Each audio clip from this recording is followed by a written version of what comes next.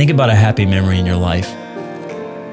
There are memories that never really leave you, but not because they were incredible, because they were real. And we don't always notice when they slip away, but one day you hear a song where the sunlight hits just right, and suddenly you're back. And we have to admit the truth about nostalgia. It isn't just a pair of rose-colored glasses. It's a real feeling. And sometimes it hurts in a way you can't explain. This is about that feeling. The ache, the beauty, and why it matters.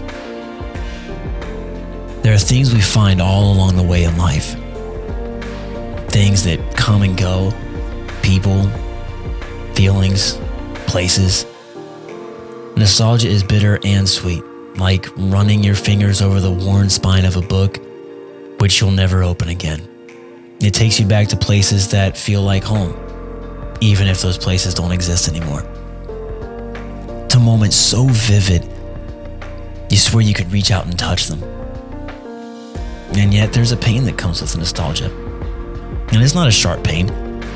It's more like a quiet, dull ache in the corners of your heart. It lingers.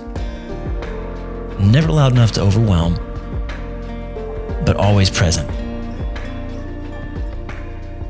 A reminder of the people or things you had, things you can't go back to.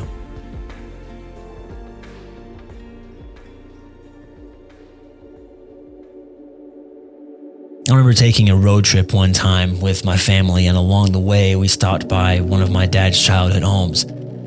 To me, it was just an old 2-story farmhouse, and I'd seen so many like it growing up in Kentucky. But to him, it wasn't just a house, it was a story. I'd grown up laughing at the funny stories my dad told me about life in that house. But when he finally found his way back all those years later, it had changed. It was the same home he'd grown up in, maybe a bit older, more weathered. But in that moment, it really wasn't that house that had changed.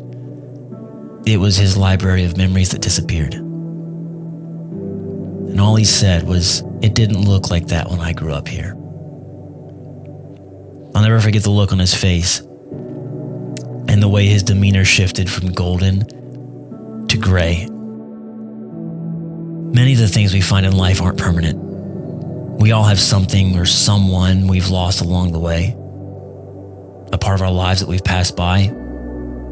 Maybe it's a person who used to know your laugh better than anyone. Or an earlier version of yourself that you barely recognize anymore. It might be a place that held your dreams, or a time when the world felt simpler, easier, and filled with possibilities that now seem out of reach. So, but here's the thing with nostalgia.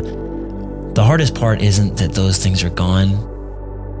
It's that they mattered so much when they were here. They can be simple, and they can be profound. For me, it's the thrill of firing up Skyrim for the first time, or yeeting stuffed animals up the staircase with my brother, or the overwhelming butterflies the first time I held my wife's hand, or when I first held my son's. It's the songs that still echo in your mind, the scent of fresh cut grass from your childhood home, the way someone made the world feel a little brighter, like a single candle in a dark room. And when it's gone, that light doesn't just flicker out. It stays, casting shadows on the empty spaces those things once filled. You catch glimpses of it in the most unexpected places. And when those glimpses happen, those memories rush back, vivid and alive. But then reality settles in. You notice how life has moved on, and the memories feel heavier than before. It's tempting to drown it out, that ache, to replace that memory with noise, with distractions, with people, with anything that keeps you from sitting alone with the echoes. Because sitting with them means feeling the full weight of what you've lost, what's in the past, what used to be here. But we don't have to be afraid of acknowledging it. Because acknowledging it doesn't just mean deciding to live with pain. It means acknowledging the ache that lives in you now. That is a quiet, persistent reminder of how much you cared, how much they mattered, or how much some things hurt to let go. But maybe that's where the healing begins. After time has stolen something from us.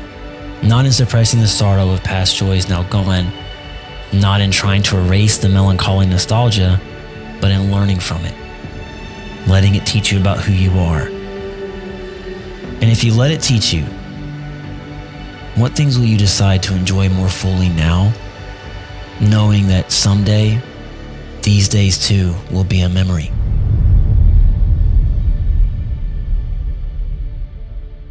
So think about that happy memory from before. They say not to cry that it's over, but to be happy that it happened. The truth is, the things we lose, good or bad, don't really leave us. They become part of us, woven into the fabric of who we are. They shape us in ways we can't always understand right away. But if we listen, if we stop trying to fill that space with distractions or replacements, they can remind us of our capacity to love deeply, remind us to feel more fully, and to cherish even imperfect moments. And while the ache may never fully disappear, neither does the beauty of what we once had.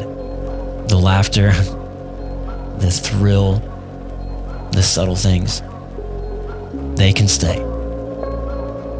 They can become a part of the foundation we stand on even as we move forward into new chapters.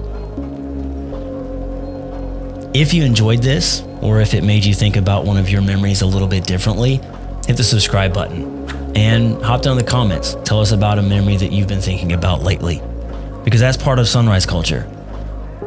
Thinking about what it means to be human.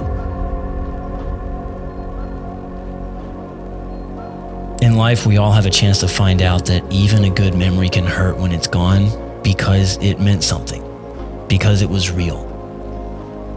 But maybe that's the gift of nostalgia. It's a reminder that we've lived, that we risked our hearts on something or someone, and that even though those things may be gone, they left a mark.